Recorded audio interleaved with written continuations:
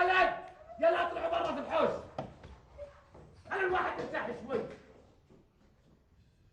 اقول ما هنا قروش، ما ادري هو انا لاحق اقصاد هالسياره ولا اقصاد البيت ولا حنا نعزم، شو اسوي؟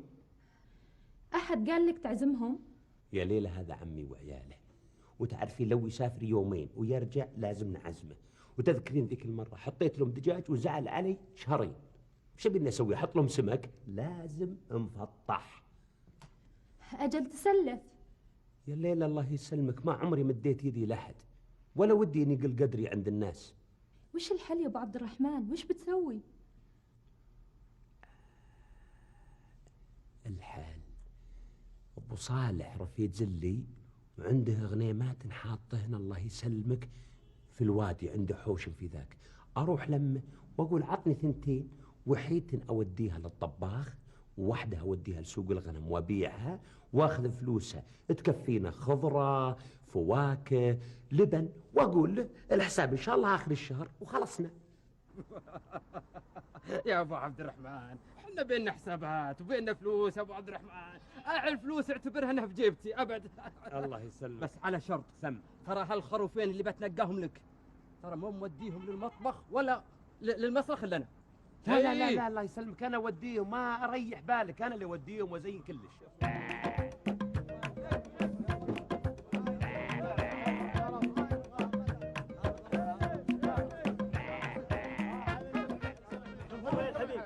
سم؟ كم هذا مو للبيع، هذا اللي للبيع. كم هو ب 400. يا اخوي اذا ما يسمح 300. بهواك ب 400 ولا بهواك؟ لا يا اخوي مشكور ما قصرت. حياك الله.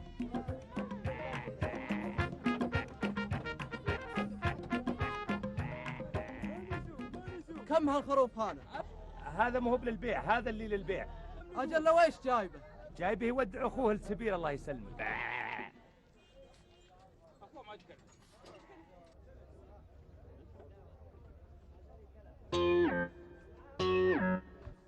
500.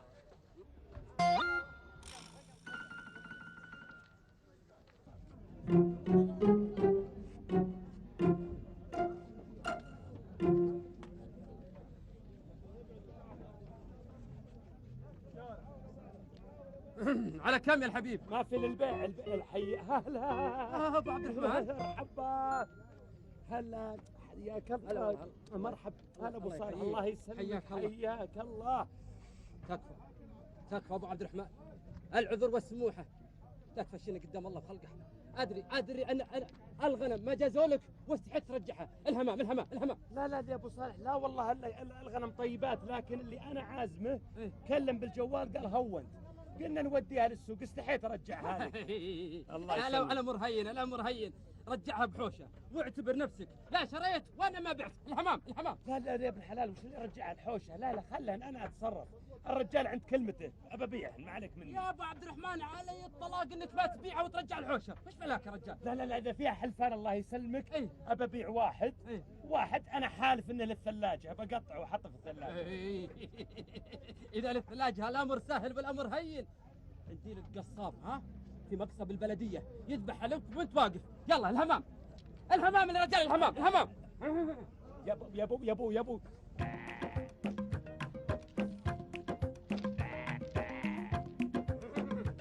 يلا الهمام الحق. وين الحق الله يسلمك؟ بنروح يا رجال عند القصاب يا رجال. ما القصاب فيه ذا في المصلخ؟ القصاب في بيت الافراح يا رجال. انت محظوظ انت. يلا الحقني. لا بس اقول الله يسلمك، لو انك تخليني انا ادبر عمري. الخروف الثاني خدته وهذا بودي للثلاجه، فكني وريحني يا ابو صالح. يا رجال قصر الافراح قريب، كلها 5 دقائق واحنا عندك. لا تنسى القصاب إيه؟ رجال صديق وسنافي ورجال مضبوط، يذبح طال عمرك في 10 دقائق وانت حاطه في الثلاجه وموديه بيتكم. يلا الحقني. لا انا بروح القصر الافراح الحالي واقول لهم انا جاي من طرف ابو صالح وما قصرت. الله ابو عبد الرحمن علي الطلاق ما يوديه لنا. ايش بالك كل دقيقه والثانيه الله يسلمك علي الطلاق. يا رجال الحقني يا رجال. مش بس يلا الهمام ان شاء الله.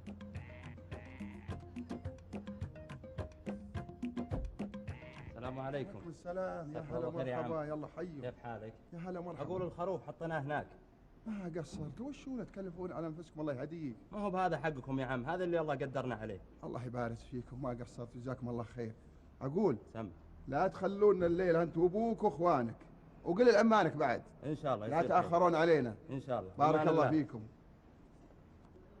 القصاب فاضي ولا عنده احد ابد يستناك، وقال لي ترى الخروف مذبوح ومقطع ومقلقل ب20 ريال بس. لا ما نبي قلقله، نبي ثلاجة بس. بالثلاجة ب20 ريال. يلا يلا يلا يلا. الله يسلمك. لا لا الله يعطيك العافية. لا لا بس خلني انا ادبر عمري. الله يعطيك العافية. بساعدك يا رجال. لا لو تفكني ازين لي. الله يعطيك الصحة والعافية. قل امين. الله يسلمك ويجزاك خير. ما قصرت. بهواك بهواك. الله يسلمك. يلا سلم عليكم. في امان الله. الحمام. اي همامة بنزل الخروف. حياك الله. يلا السلام عليكم. الله يسلمك ويبقيك. الله يرضى عليك. انت حييك.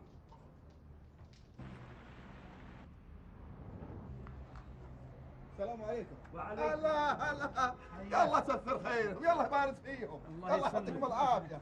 جزاكم الله خير. شوف ودي الطباخ ودي الطباخ. لا بس انتم ما الله فهمتوا. يهديك وياك. الله يسلمك. بارك الله فيكم. الله ما يعطيك قصرت. العافية. هذا وطلع عمرك زواج هالولد كلها بركه. اللي خلى ربعه كلهم يجون ان شاء الله تحطونه ان شاء الله من يسر. ما قصرتوا. اقول سم لا تتاخرون الليله على العشاء. تعالوا انتم من يعز عليك. جزاكم الله خير وما قصرتوا. بارك الله فيكم. يعني كنكم رجال بس. ما فهمتوا القصة. الله يجزاك خير. الموضوع مو هذا خروف عمي. نبي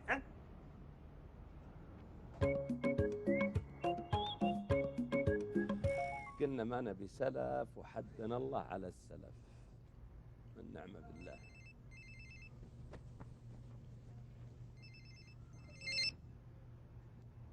الو. ها وش سويت؟ وديت الخروف للطباخ؟ علمني. نقلقل في المفطح انا وهالطباخ. لا لا لا تقلقلون. عمك وعياله واصلين الساعة 8 في الليل. بعدين اكلمك بعدين. هذه 850. متى ما تيسرت يا ابو عبد الرحمن رجعها. الله يجمل حالك. ما قصرت ايش يسلمك. دعوه يا ابو عبد الرحمن. اخو عزيز تفضل قهوه. شكرا لك. والله الله القهوة. يسلمك. الله يعافيك ويجزاك خير. في امان الله. زين الله معك. حياك الله. الله مستعجل. الله يعطيك حياك العافيه. الله.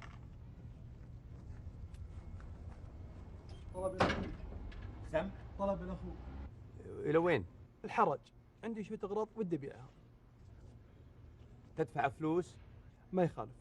تفضل.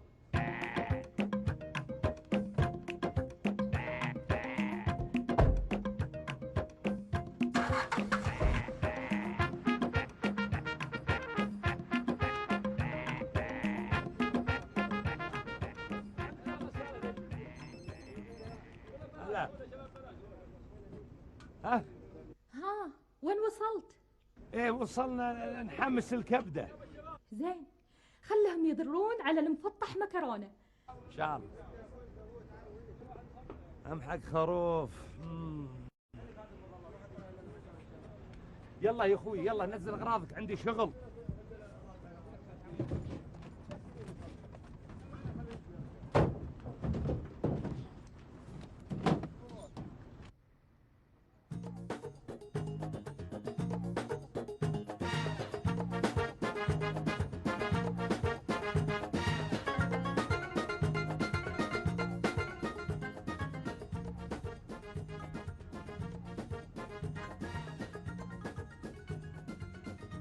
قدامي يا اخو. تدفع قروش؟ ما يخالف. حياك الله يا هلا. ان شاء الله.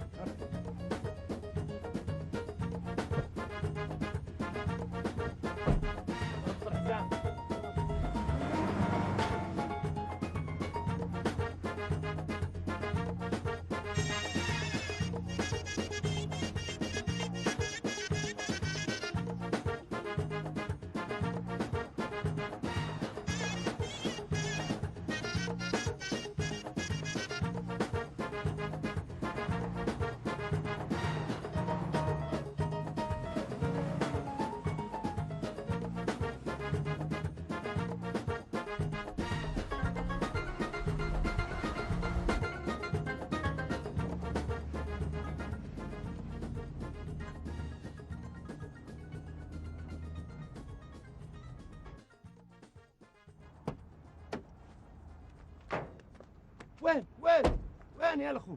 انا في سكن بيت هنا. وش اللي سكن بيت الخروف؟ خروف اذا وين؟ تفضل انت. حتى الخروف تفضل، حتى الخروف. ايش خروف؟ خروفي هذا، وش اللي انت قاعد تقول انت؟ ايش كلام انت فيك خروف هذا؟ ايش انت يبغى خروف انت؟ شو اللي هذا خروفي انا؟ كيف خروفي انت؟ انا في اسري نفر، انا اول في جلسين، انا في يعطي 300 ريال في سيل الاول. ايش اللي يعطي 300 ريال؟ انت على بالك اني انا بخليك تاخذ الخروف؟ جيب خروف. ما في جيب خروف، هذا انا بعد التعب جا الخروف. هذا خروف مال انا. لو سمحت ممكن اتدخل في القضيه اللي صارت الجدل بينك وبين المغترب ده؟ تمام، معناها انت شاهد على الموضوع. طيب الله يسلمك، يوم انك ركبت في الحوض ما لقيت الخروف موجود؟ اقول لك المشكله الحاصل فيها شنو، بس تقول لي قصه الخروف ده شنو. تدري وش اللي قاعد يصير يا الاخو؟ تدري وش اللي صاير؟ انا بنصب من خروف خروف خذها الهمام، وخروف طال عمرك خذوه عانيه في العرس. تبيني اتنازل عنها الثالث؟ الا يا متنازل، ويجي يقول لي الاخ ان الشاريه ب 300 من الاخو اللي راكب. وش ذا الحكي؟ ما تنفعش عليك الله، ما تنفعش. الحياه ذاتها ما قابله للانفعال. الحكمه في هذه المواقف مطلوبه. العقلانيه، الانسان ذاته كلما كان عقلاني كلما كان يتسم بالاتزان والمرونه. ما تنفعل اطلاقا، ما تنفعل. انا ما الواحد ما يحاول انه ينفعل، لكن انا سالتك سؤال واضح. يوم انك تركب في الصندوق حق الحوض كان فيه الخروف ولا ما كان فيه؟ قلت لك ما تنفعل. انا ركبت العربيه وكان على متنها الاخ الفاضل مع مجموعه من الاشقاء العرب، واحد الاخوه الاشقاء العرب باع له الخروف ده موقف ثابت ولا خلاف عليه. لما ركبت سرحت شويه، كان عندي شويه مشاكل، وفجأة وجدت نفسي محاطا بالاشقاء العرب.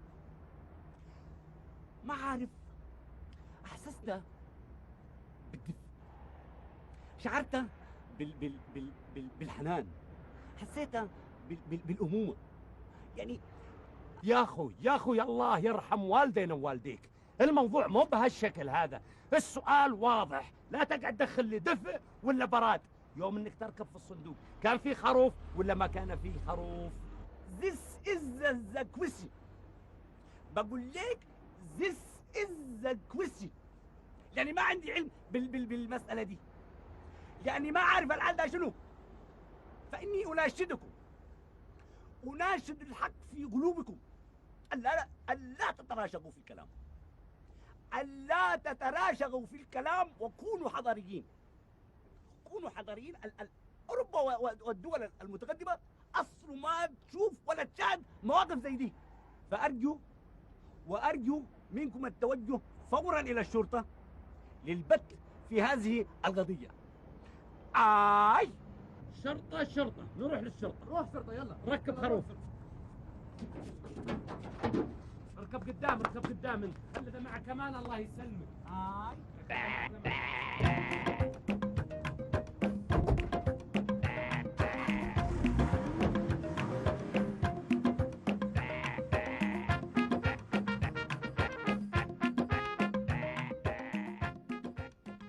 أن تدري أنك مخالف الأنظمة والقوانين؟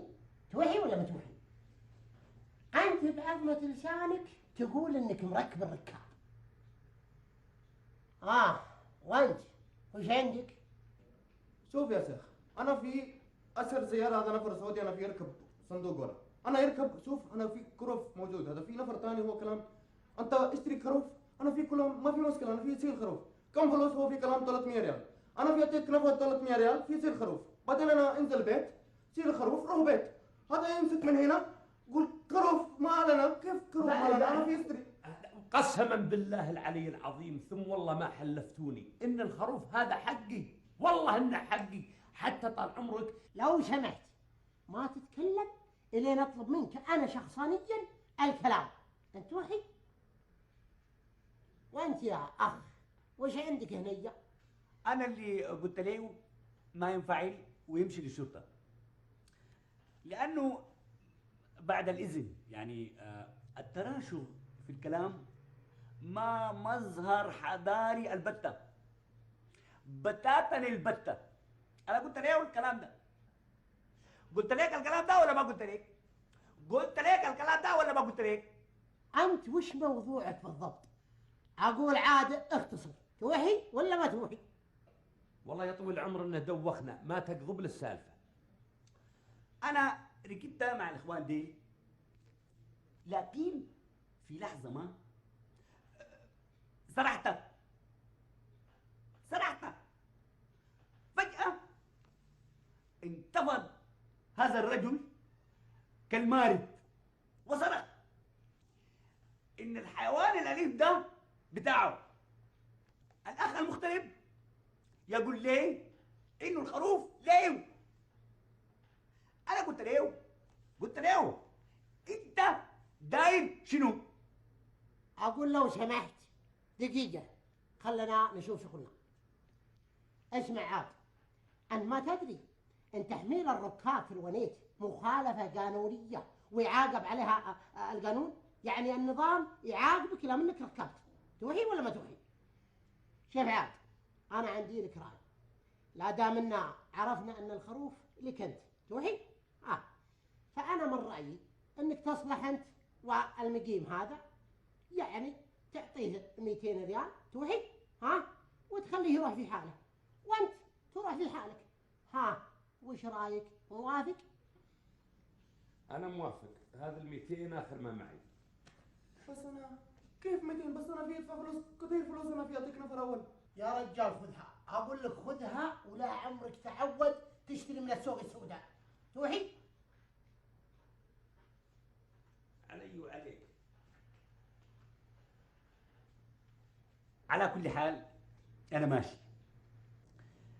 بس حبيت اقول لك انه العدل اساس الحياه.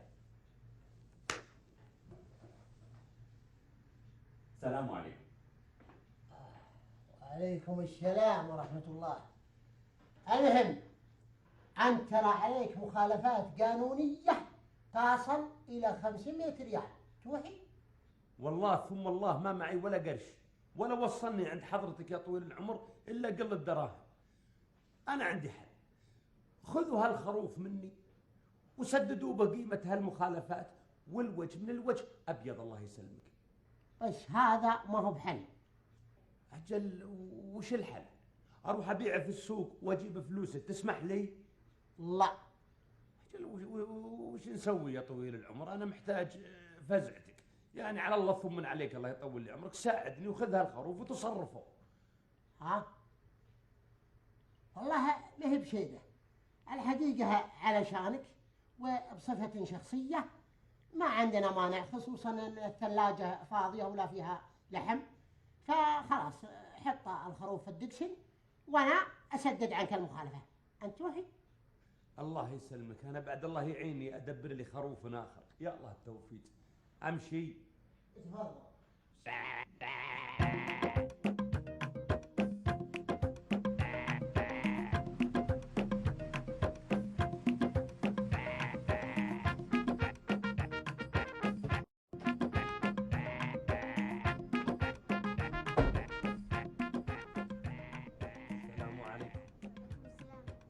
الوالد موجود؟ موجود. نده لي الله يسلمك.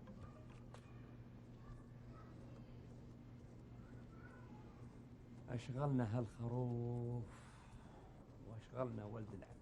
من أبو عبد الرحمن؟ لا يا الله حيي. هلا أبو عبد الرحمن. مرحبا. حياك الله، شلونك؟ عساك بخير، أنت حيك. الله يجزيك. بارك الله يسلمك ويجزاك خير، الله يعطيك. أبد الله يسلمك. ودي بكلمة راس أقول يا طويل العمر، أنت عارف أنا ما عندي شيء يسمى داء السلف ولا عمري طلبت من أحد، لكن أمر الله شق الجربة، يعني إذا ما تقصر محتاجين لنا 850 ريال الله يسلمك إلى آخر الشهر. أبشر أبو عبد الرحمن، بس تامر أمر. الله يسلمك. انتظرني بس شوي وأنا أجي. الله يسلمك يا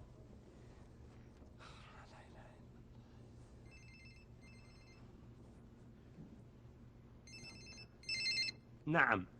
ها يا ابو عبد الرحمن وين وصلت؟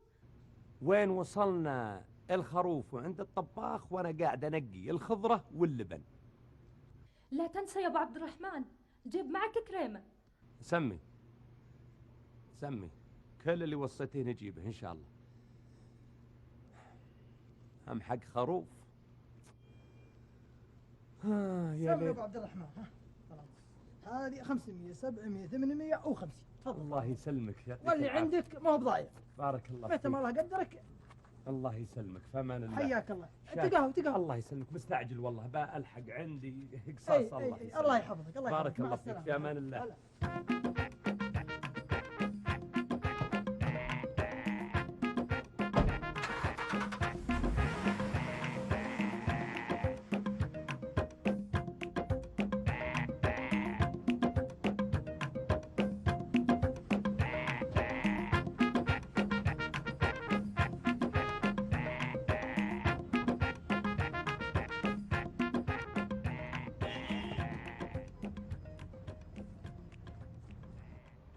عزيزي ذبيحتك ان شاء الله الساعة 9:30 تكون جاهزة.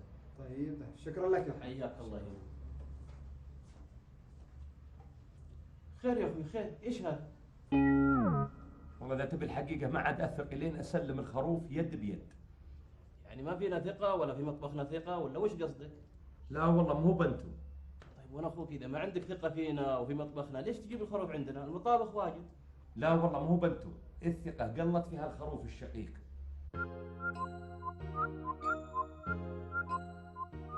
ماشي الحمد لله الواحد يجمع نفسه، شيء اقصاد وشيء قرض ولثقنا حالنا لين طلع هالبيت. الله يسلمك، ما اقول الا هذه الساعة المباركة والله يا عم. الله يحييك يا ولد اخوي. الله ما يسلمك. لا اقول العشاء بيطول ولا لا ابشر بالعشاء يجي ان شاء الله. لو تدري وش قصة ذا العشاء. الله يسلمك.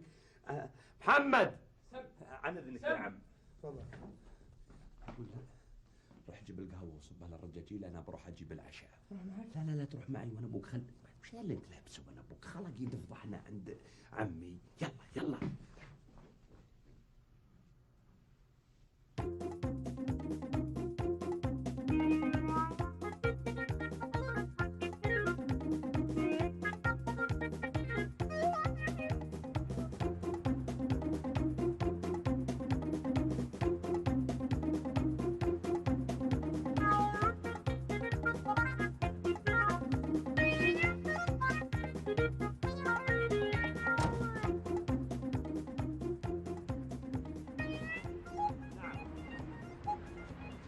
لا بشف مفطح معي. ايه انفرجت، السدد راح انفجر. لا صدق. يلا انا جاي. يلا السلام عليكم.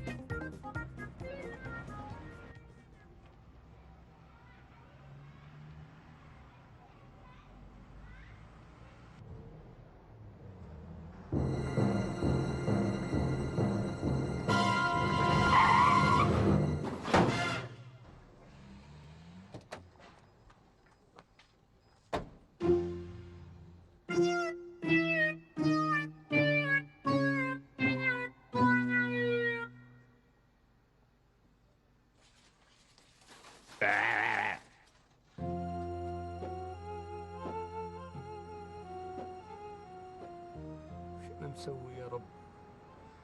البلا مني ولا من غيري؟ ها يا عم مستانس؟ الله يكثر خيرك ما قصرت رجال. سموا حياكم الله. سموا على قل الكلافة.